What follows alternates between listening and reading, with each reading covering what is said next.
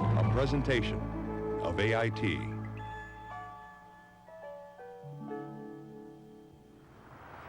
Take one underperforming school. We were on a downhill shoot. Mix in a committed administration, a management council with broad powers, and a new principal with a vision. Pat came here with a commitment to teaching all children well. Blend in some innovative teaching techniques and a reinvigorated staff. Because that's the area that connects. The result is one of the highest achieving schools in the city of Seattle, the Alki Elementary School. Tomorrow, you got your homework? Okay. Sarah, do you have your homework?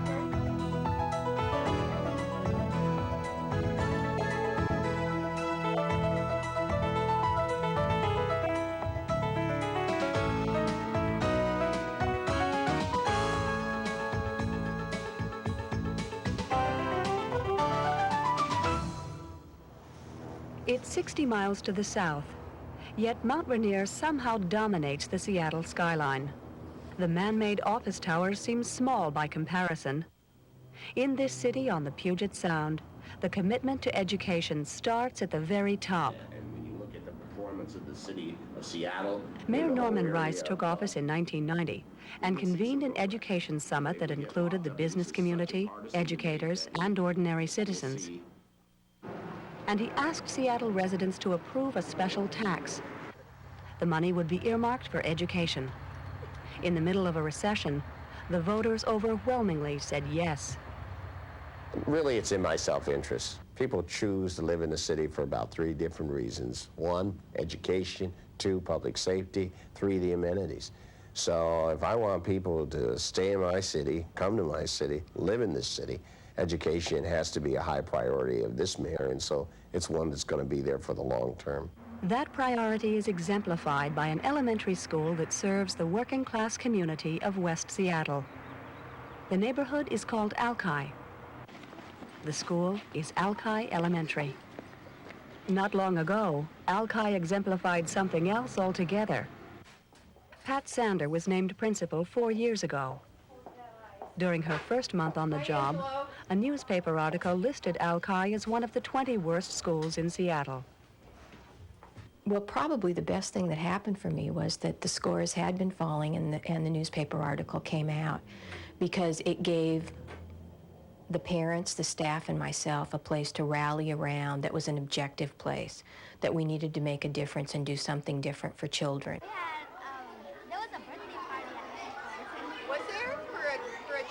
Pat Sander took over a school in which almost half the students are children of immigrants, mostly from Southeast Asia and Mexico.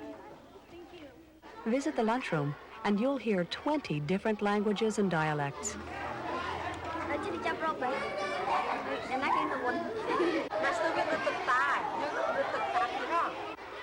In addition, a majority of students qualify for free or reduced lunch.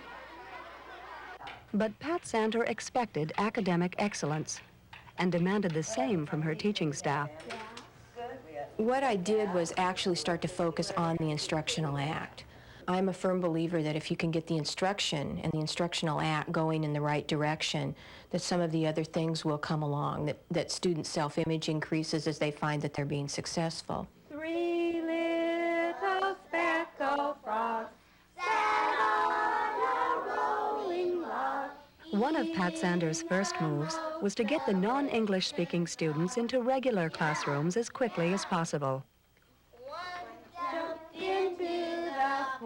We've tried to do an immersion more technique, and instead of having those children pulled out where they're in a room with other children that are speaking the conglomerations of languages and dialects, we have looked at instructional placements that are appropriate to them and mainstream them in with the rest of the children.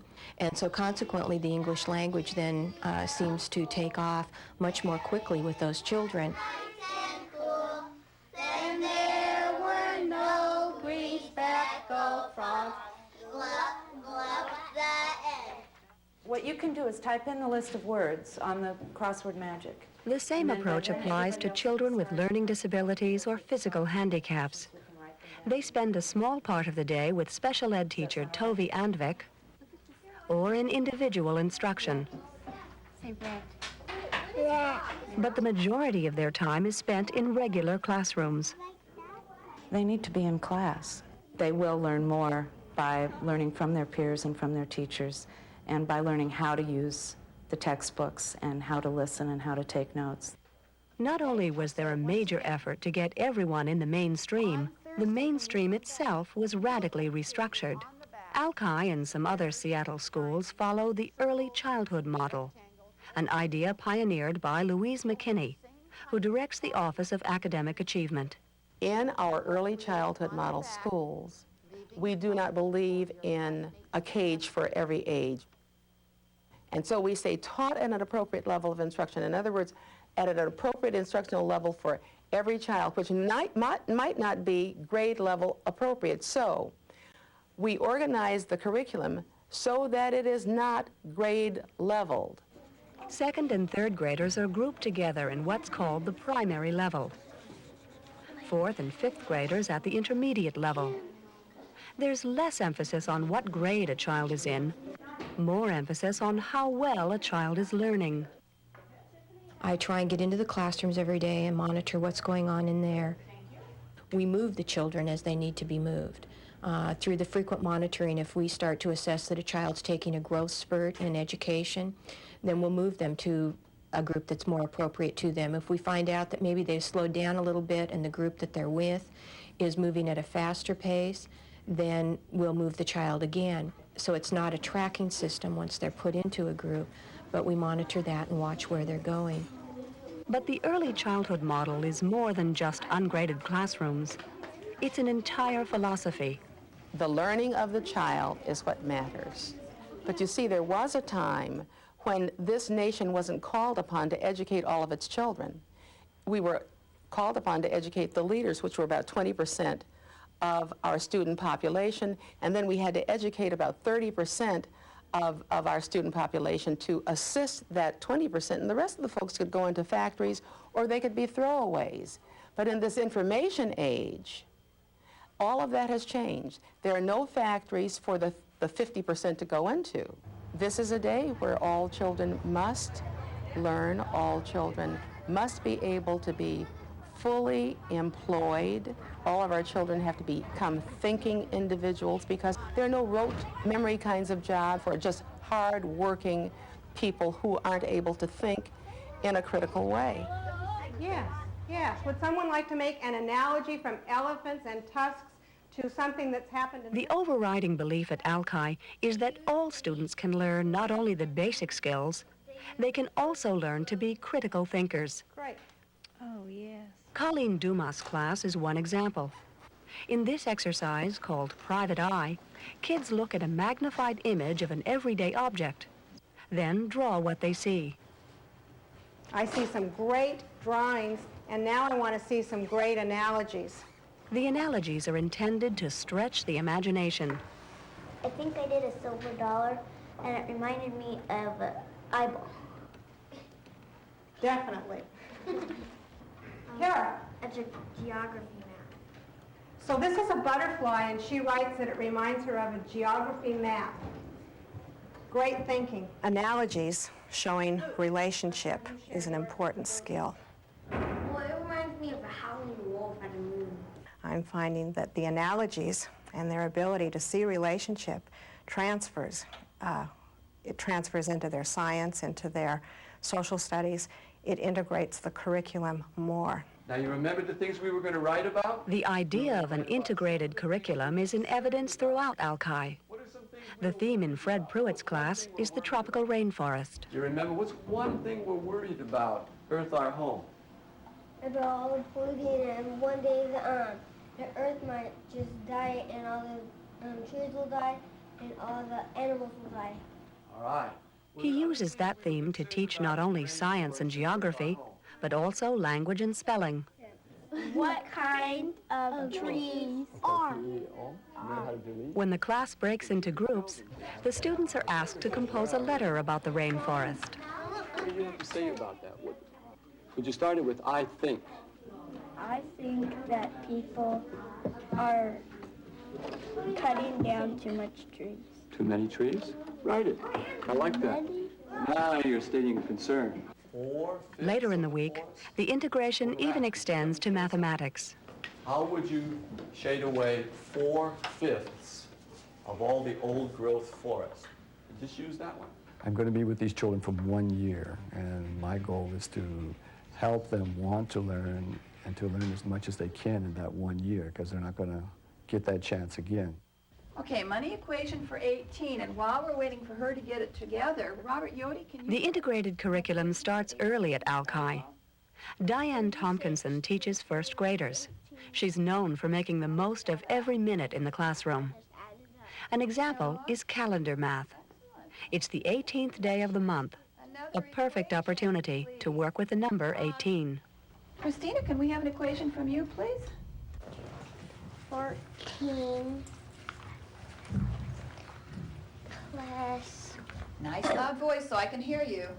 4 equals 18. Excellent. That might give our painters something to go on. Another technique is called story painter. While Diane Tompkinson reads a story, two children paint their vision of what the story's all about.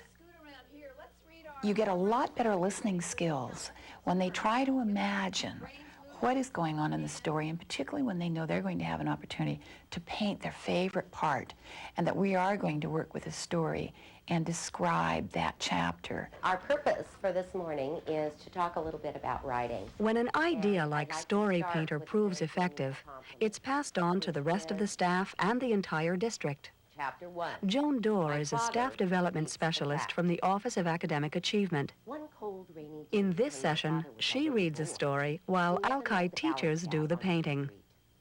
The cat was very drippy. I'd like you to think of some variations. What else could you do with this idea? Sound effects.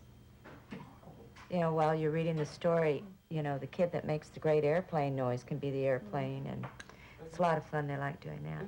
You can do sounds, or you could do mime. Wonderful. This is one element in a continual search, a search for new and better ways to teach. Anything else? The more strategies and methods you have, the more children you reach, and the more interesting it becomes. And I think that's a key thing we're finding nowadays, is letting children know there is more than one path to the house. And they're all acceptable and appropriate. And so that you have children taking risks in learning. You're missing a part. And the part that you're missing is In this class, Lori Eba and Diane Tompkinson are teaching their first graders about sea life. They're about to take a field trip to the beach. Sat down and tried to study this beach creature. What did you find out about it? The first step is getting the students ready to learn. And it's a beach creature. Do you think we need to know a lot more to become beachologists? Yeah. Okay, do you think our trip to the beach tomorrow is going to be something that we're really going to learn a lot of things on? Yeah! Remember we counted them? How many does it have? It has 20. The next day, they're off on the field trip. 50 first graders, newly certified as beachologists. Can you see the 2 feet? Miss, Tyler, I found the kind of, starfish you were talking about, the purple one. Oh, I see it. What do you see? Those red things. Oh, those red things I are want those. on the point here.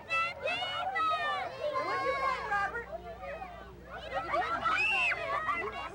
They attach to the rocks with all these 2 feet. And they become totally engrossed in what it is that they're doing, and the motivation is there, the feeling that, God, we want to learn all we can about it. And it just seems to create a feeling in them that they can do it, and they want to do it, and it has meaning to them, and I think that's the whole point of what we're doing for kids, is to create meaning for them. Later in the week, the students use language arts and spelling to put together their own books about the field trip. And their study of science continues as well. See how the clam Christine, see how the clam is sitting like this, and this is where it's connected? This week filled with learning was due partly to the parents of these children, some of whom went along on the field trip to help supervise. If this patch right here is big and round, then it's a female. Sounds like we could. And the role of parents at Alki goes far beyond field trips. Parents had a real strong opinion about how the computer should be used. Alki is part of the Accelerated Schools model developed at Stanford University. The model calls for a site management council, somewhat analogous to a board of directors. PCP is The council includes the principal, staff members, and 4 parents. One of those parents, Bill Stalzer, is the chairman. We have the power to make decisions in the school about what will happen in the school. We as a site council have decided that our role will not be advisory, but in fact that we will make decisions about what happens at the school consistent with district policy. From the staff's point of view, though, we would want instruction. So that's the recommendation Yes, that's coming that's here. the So we're going to go recommendation from for you. half-time science this year to full-time next year. In addition to serving as chairman of the Site Management Council, Bill Stalzer also reorganized the computer room at Alki. I can make a difference, and parents can make a difference at the school. I would say probably of the 330-something children in this school last year, 250 to 300 of them were on the computer, every week, at least once or twice, okay? And that happened because of parents, okay? Because of my helping get it started, and there were parents down here supervising and me supervising. Because the staff, we don't have staff to do it. Staff doesn't have extra time. We couldn't get a specialist. So it was done with parents. Another parent on the Site Management Council is Ni Hull, a native of Cambodia who came to America in 1975. This is the first time that I heard Site Council have parents who are minority to be part of it, especially like me, who is refugees and speak broken English, to be part of it, Or the school, I heard that they not even want to hear what the parents have to say. Ni Hull's daughter is at the intermediate level at Alki. He speaks for her and for all the other children of refugees. It's very important that all of us must work together, be open-minded, and try to understand each other. So when I involved in this one, not just only Site Council, I try to, once in a while, telling them about my culture and other people's culture, so then we can try to understand each other and can work well together, rather than I hate that person, but I never talk to that person, you see. Before we hate someone and it's close to someone and understand that person before we hate them. Throughout Alki, there's an obvious respect for the many different cultures that come together here. At the same time, the overall goal is to give these children the tools they'll need to succeed in their new country.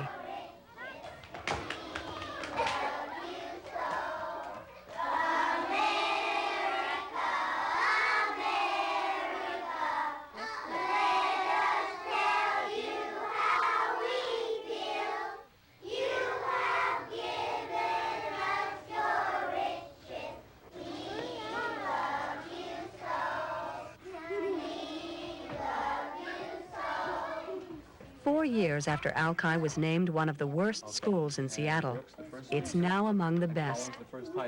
Alki is well above the district average in math and reading.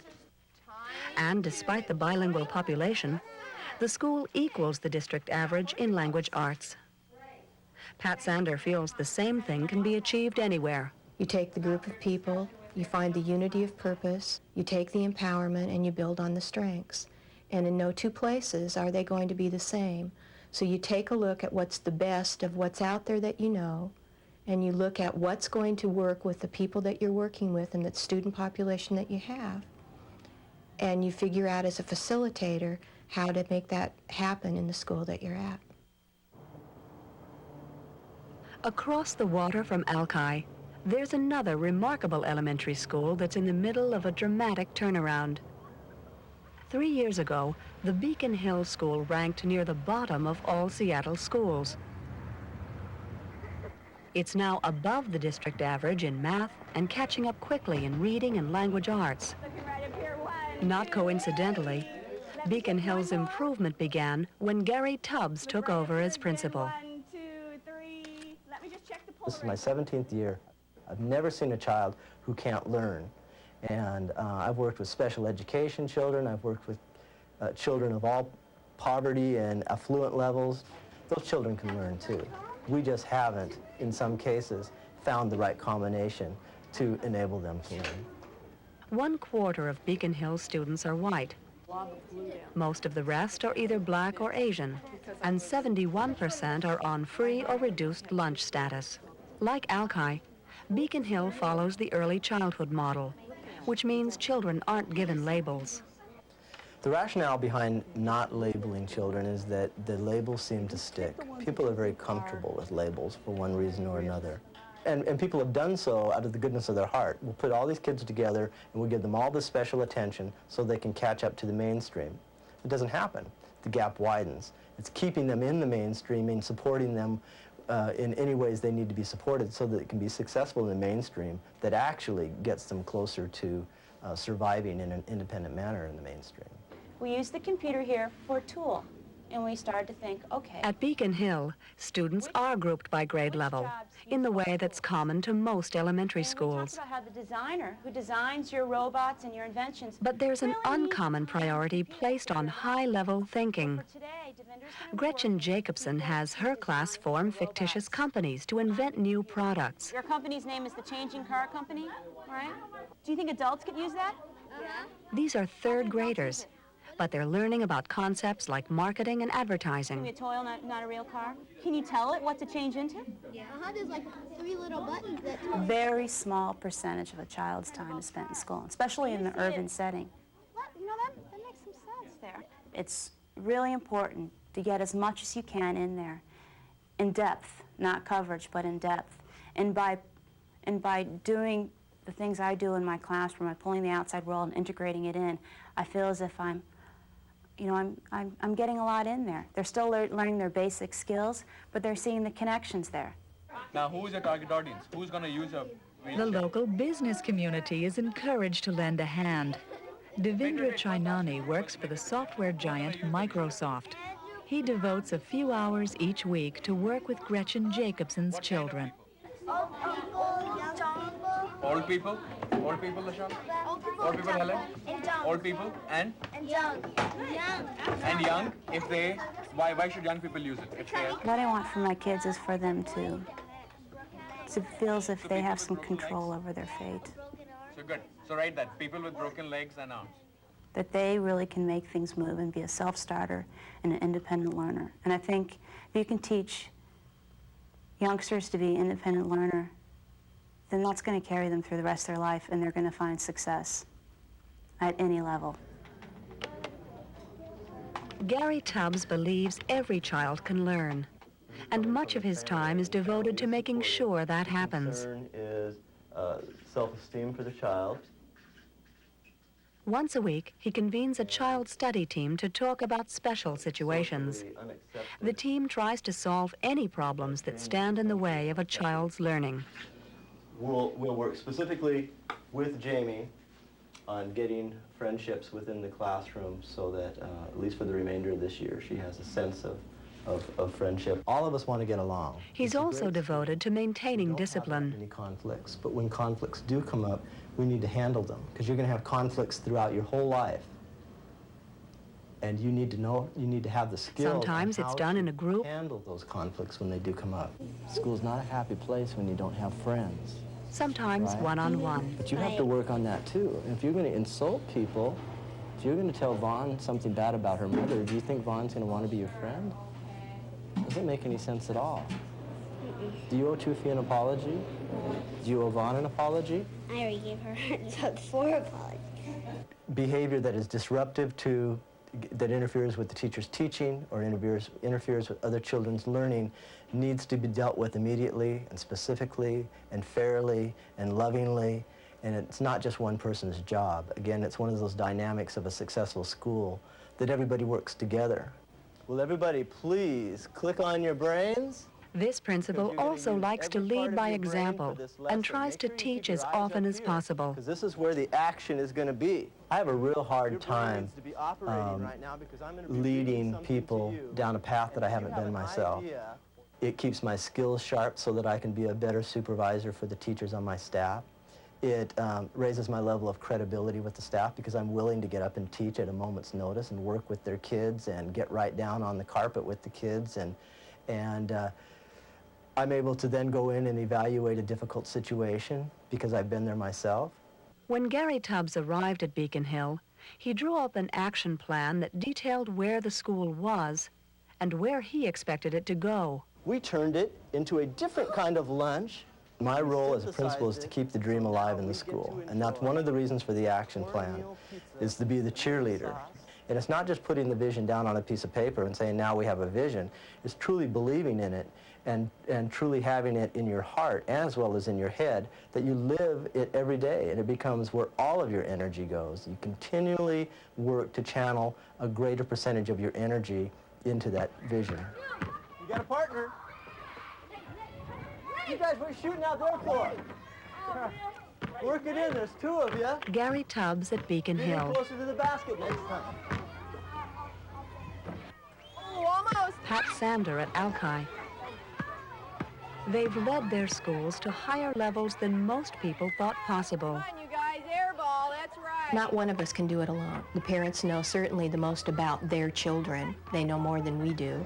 Okay, Trevor Simpson, let's see this now. The staff brings that educational background and professional experience, the curriculum and instruction, and hopefully I bring the administrative background that can maybe pull it all together. In other words, running an effective school is kind of like jumping rope. It requires exquisite teamwork. It also requires a clear vision and a leader who is never quite satisfied. As soon as it looks like you're getting to your vision, I think your vision becomes clarified and it's further away than you even thought it could possibly be. But that in itself is progress. Despite its magnificent setting, Seattle faces most of the same problems that plague other American cities. One way out, perhaps the only way, is through superior education for every child. I think that if an education system doesn't speak to all of our citizens, then it is not a good education system. And I think what we believe in very strongly is every child can learn. And if we put them in the right environment and give them the right support around them, those children can learn as well as anybody. And that's what we're out to prove, and that's what we're proving. Look at all those feet sticking to it. Look at how its color is just like the rocks itself, so it's hard to see, isn't it? And two elementary schools, Alki and Beacon Hill, are leading the way. What'd you find? You found a kite. Both schools are shining examples of what can happen when an entire community decides that education is truly the key to the city. This is what this is, and he's stuck to that really.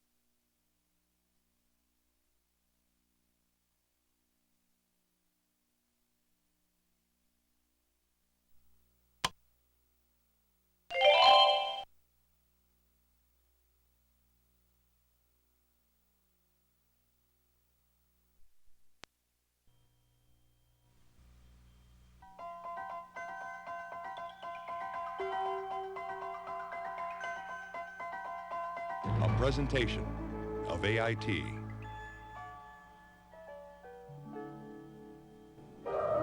From a distance, it's a shining city. But look to the south and Dallas loses its luster. This is the city's underside, not just geographically. Notice something's wrong here. Unemployment, crime, drugs. South Dallas is home to all the familiar urban diseases. Go. But amid the poverty, amid the hopelessness, there sits an oasis in South Dallas. Okay, this group is sixes. 1, 2, 3, 4, An oasis of learning. time, okay? This group, sevens. 1, 2, 3. Very good. This group, 7.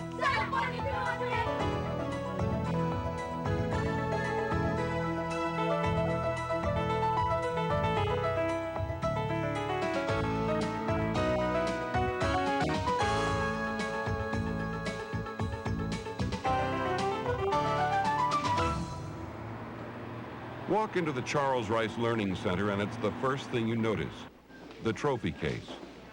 The awards aren't for athletics, but for academics. And above the trophies, a portrait of the person most responsible, Louise Smith. Louise Smith was named principal in 1984.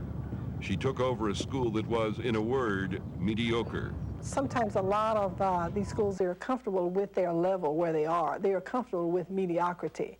And I'm very uncomfortable with mediocrity. If I find people who are satisfied with mediocrity, then I stay away from them because that's my discomfort zone when I see people who are just satisfied with just status quo.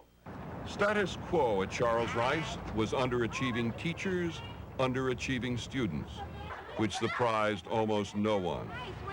Not much is expected from schools in South Dallas, and not much is expected from students. Kids from this area, they are the ones who fill up the jails. This is the highest crime rate area in Dallas. Drug houses abound, and the children all know where the dope houses are. They can drive down the street and point to you, this is the dope house or this is the dope house. Despite the crime, despite the drugs, Louise Smith set a goal of academic excellence.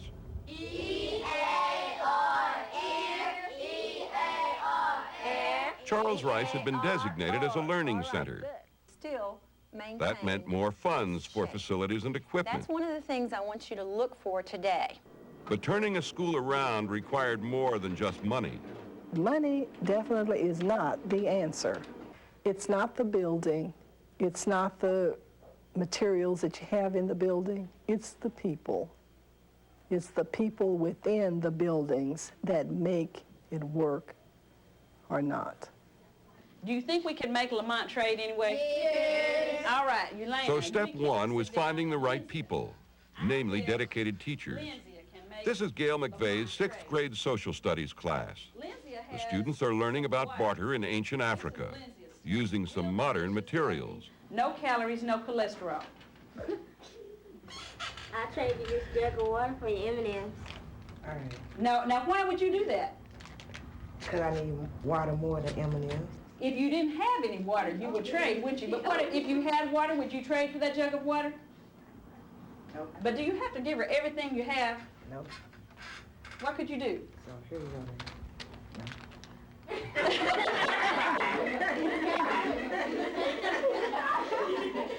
Gail McVeigh arrived at Rice at the same time as Louise Smith. She is dogged in her pursuit of excellence. She lays the cards on the table when she interviews you. If you cannot meet her expectations, there are no hard feelings, but you'll have to find another place to go. I never actually had to get rid of a teacher, but the way we were able to get this school on such a high standard, some teachers who came saw that they couldn't keep up, so they asked to leave. Go. Step back. There was also a conscious effort to actively engage students in learning. Linda Jennings' 5th grade math class is one example. The chore of reducing fractions is turned into a game. Go. Step back. We still have a tie. Look straight ahead. You're waiting around, okay? Come on, you gotta move faster than that. Then there was the matter of discipline. The school motto at Charles Rice is excellent academics, excellent behavior. 6'5", 9'4", 8'7". No child can learn if they're talking when the teacher is talking. They miss out on too much. And we work on that right along with academics. We carry it both right along together, and we work on both equally as strong. Good behavior is paramount at Charles Rice. The specialist is even brought in to counsel students, individually and as a group. You have to decide if this is the proper behavior or if it's improper, right? Yes. Can someone make you do something you don't want to do? No. No. Who can tell me why you couldn't figure that out? Makisha. More than anything else, Louise Smith actually expected Charles Rice to achieve academic excellence. Okay. That's a term you hear often at this school, high expectations. Victor Washington has taught math at Rice for 8 years. Not just add. You multiply first, then you work from left to right. Okay, so I would do 2 times. If you don't expect anything out of them, then I don't give you anything. But if you push and push and push and expect this and tell them, you know, I'll help you any way that I can, then they'll give you a lot. When you finish that, you need to look and see if this fraction can be simplified. Expectations were so high that Charles Rice started competing against elementary schools throughout the district, including those from the wealthy suburbs. Multiplication sign for me. Equal sign. What do we get? 3/8. So you... What is 8 times 6? Too slow. For example, there's the annual Math Olympiad. Rice students train for the event after school under Victor Washington and Irene Redmond. Very good. 8 times 3. When Rice first entered the Math Olympiad, Louise Smith expected nothing less than first place. Certainly. Whenever I send kids out from Charles Rice to a competition, you see, I would motivate them first. I would build them up to tell them they're going to win. And then I would tell them when they were going out that I expected them to bring trophies back to me. But almost no one else expected much from this inner-city school.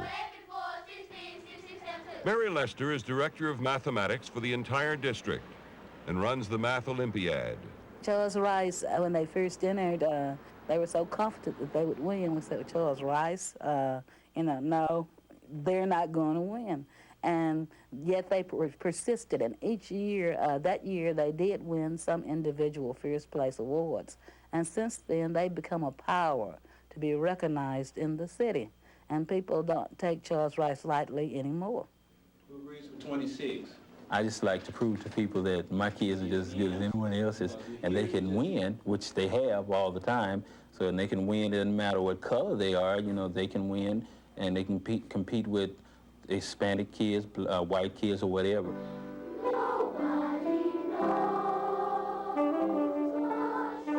The reach for excellence extended into every subject and every activity. This is the kindergarten through 3rd grade choir, preparing for a tour of the East Coast.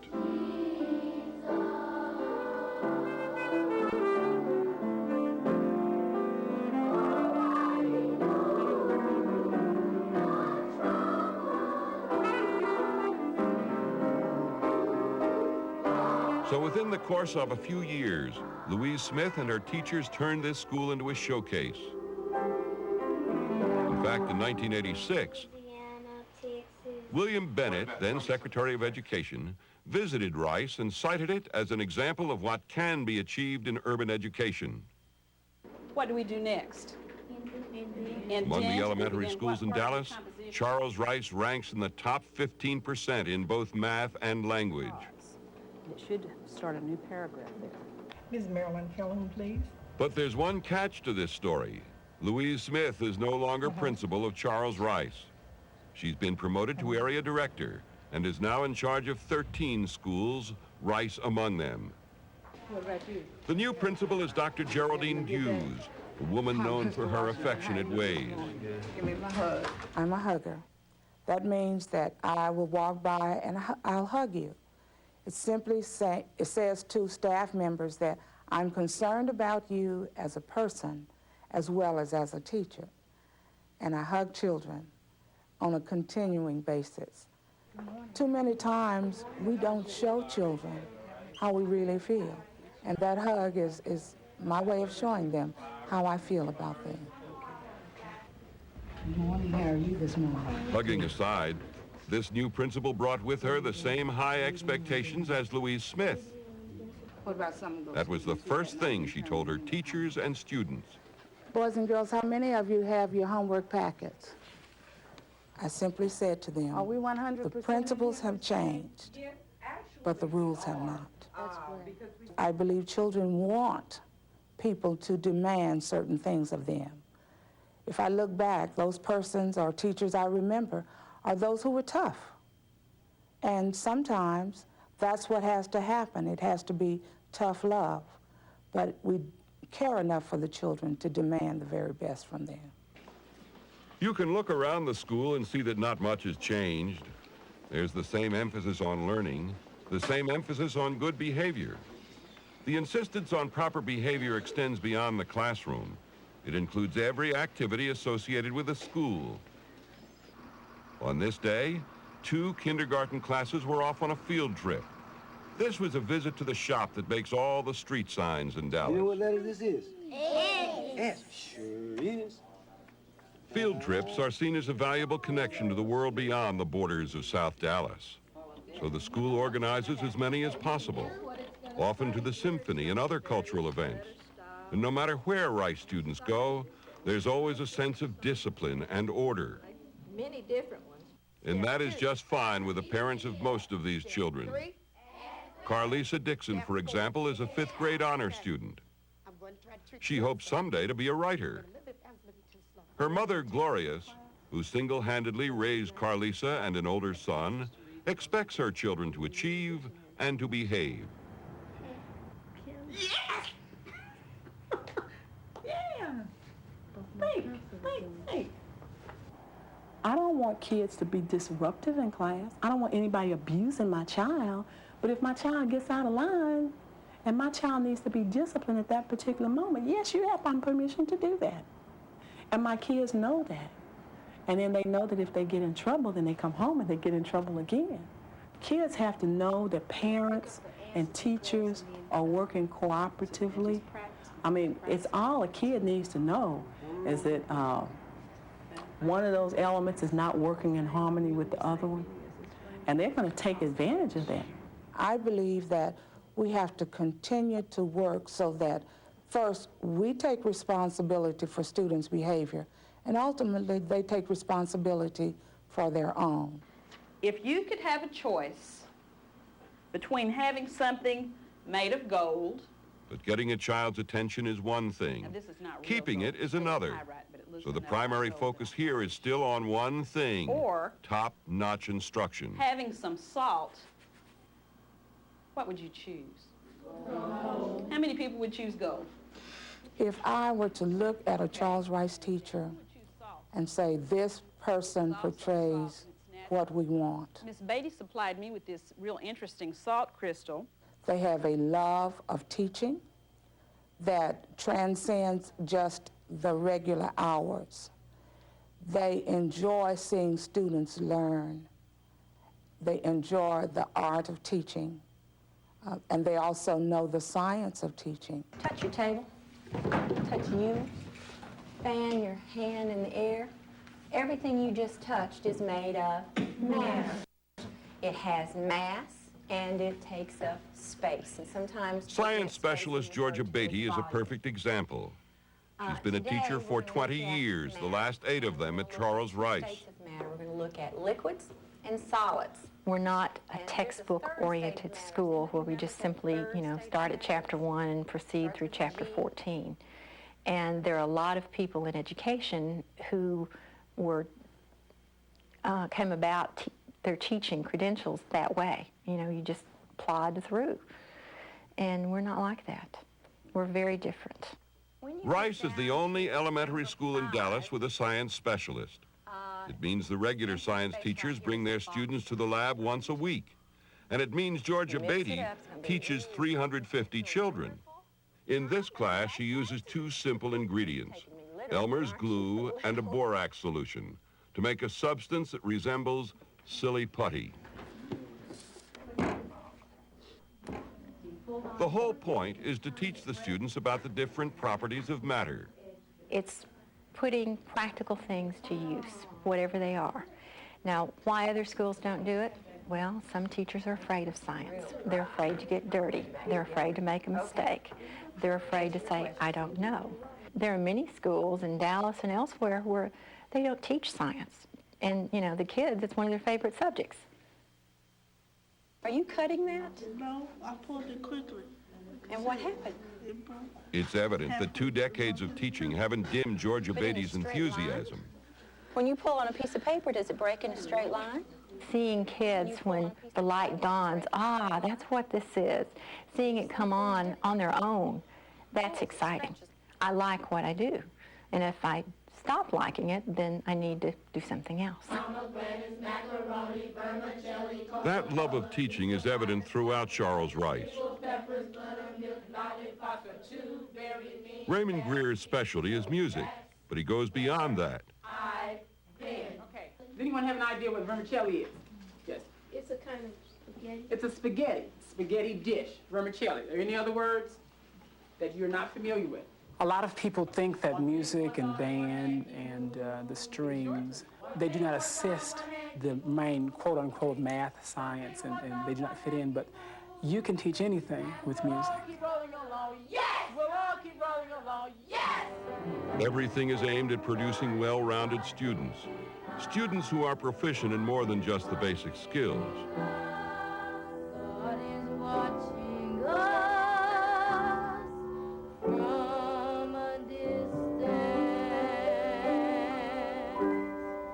It goes back to the basic philosophy that I am here for the children. And whatever I can do to expand their life, to expose them to new literature, to new ideas in life that are educationally sound, that's my job. That's just being a teacher. Okay, I need all eyes on me. I want you to listen Firm discipline, sound teaching techniques, high expectations, strong leadership. It all seems relatively simple. It is simple. It's not a unique formula. It takes people garnering their energies together for this end, and the end being that you're producing high-achieving, self-motivated students who you can be proud of, who can do this thing out here that they call education. Good afternoon. Good afternoon, Mr. Glee. And show me with your signals, how are you feeling today?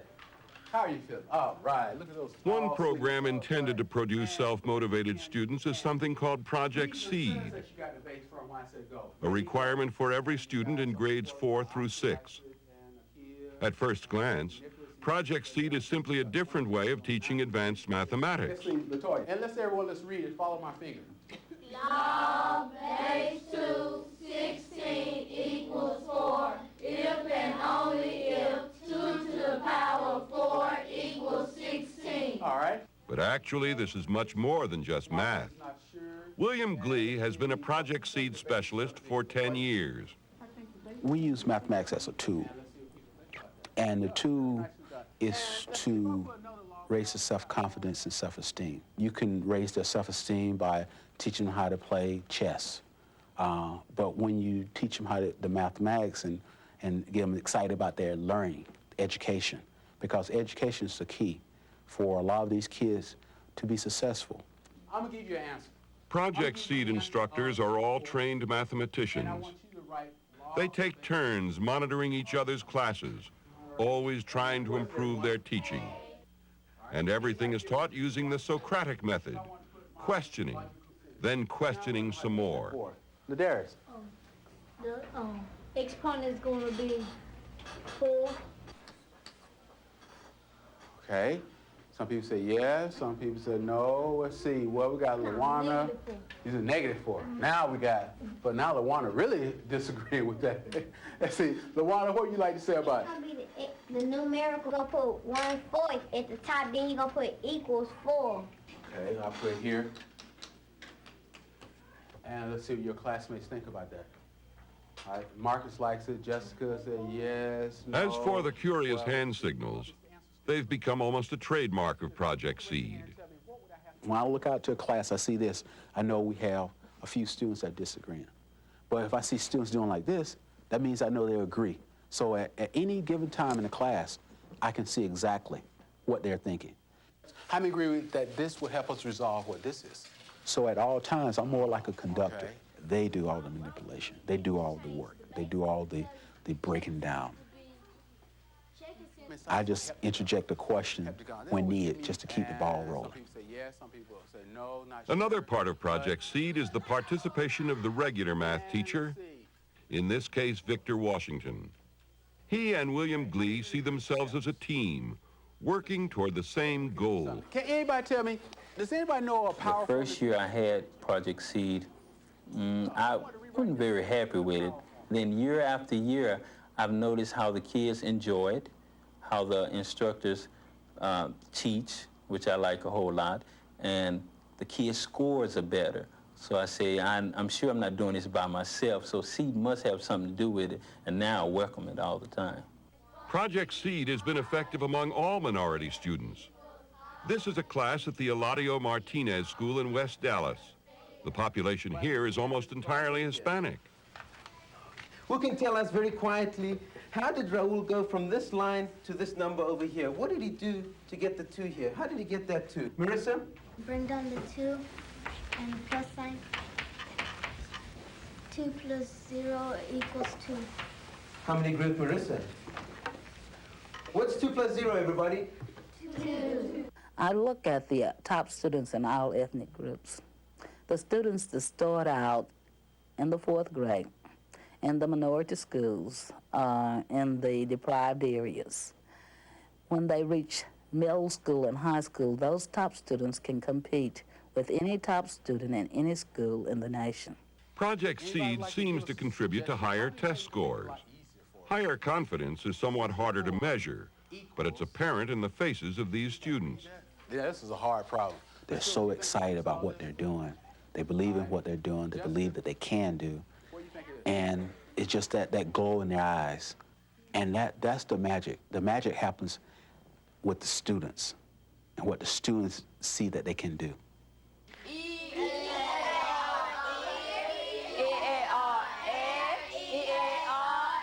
Charles Rice is not a school without a weakness. Its Achilles heel is reading. In recent years, reading scores haven't quite measured up to those in math and language. So right now, the school is trying to strengthen that area. Gail McVeigh teaches language arts as well as social studies. She's constantly looking for new ways to get her students to read. You know, I may read half a novel and then tell the students they'll have to find out by themselves, by reading the rest of it, what happens at the end. Gail McVeigh also encourages her students to write as much as possible. So when her students visit the computer lab, they're expected to go beyond simple keyboard exercises. After you have done so, you may begin to type the introduction of your composition, telling Winnie what it is that you feel she should do about the problem she faces regarding whether or not to drink water from the magical spring. The students love to write about what I have read or what they have read, and I allow them a lot of leeway in what they will write about. You know, to them, it's an opportunity to express themselves and to relate in some way to literature. The emphasis on reading is evident throughout Charles Rice.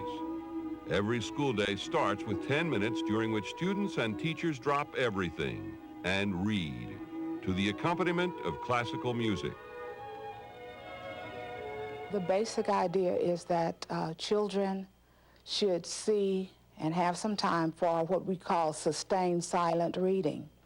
But the children get to select any material they want for that period.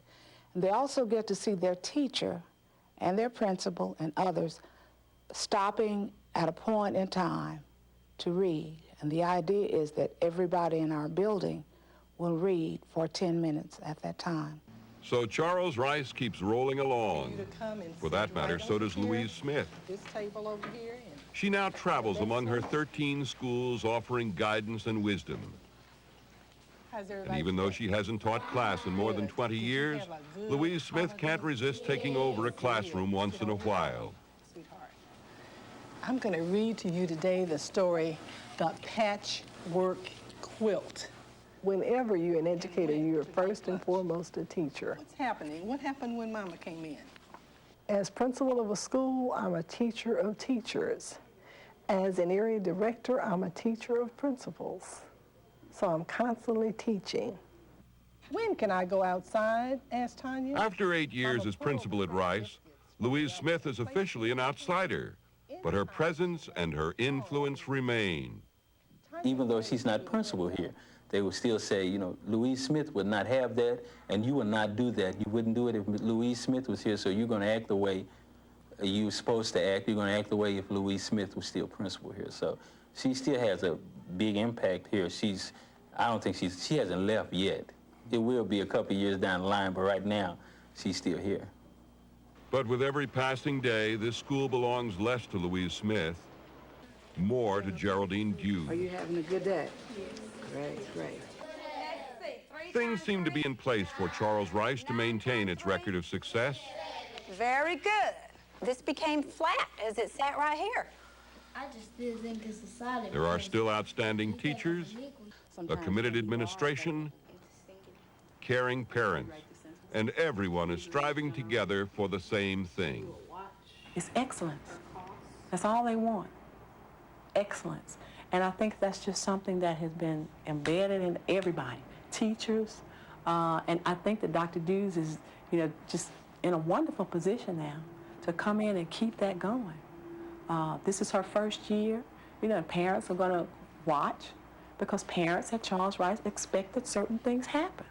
Louise Smith did pass on the baton to me, and she kind of moved to the side and said, you know, now, Dr. Dews, you do it. And I feel like it is a race. It's one that you have to ever be diligent, and you have to look behind you and in front of you, and you have to keep moving.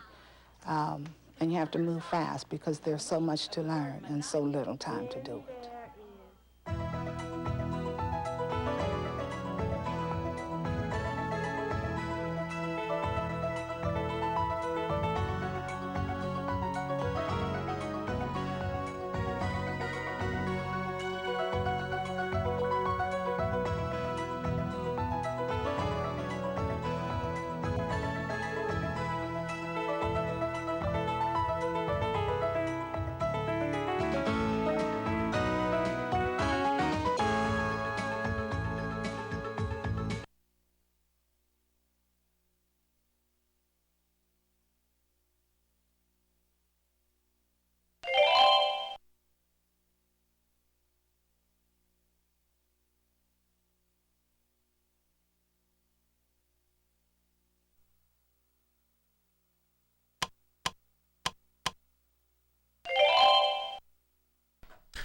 One more Every Child Can Succeed left.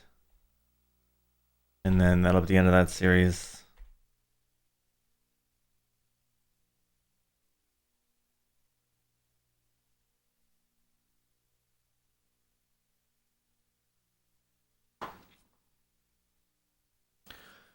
The fireworks again. Pew.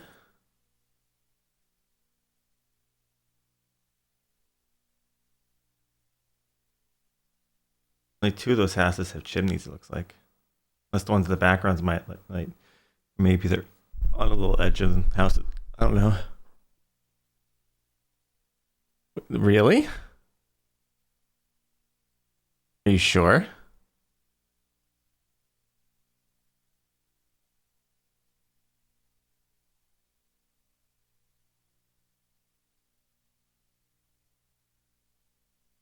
About to say, I was like, I don't think they were put there.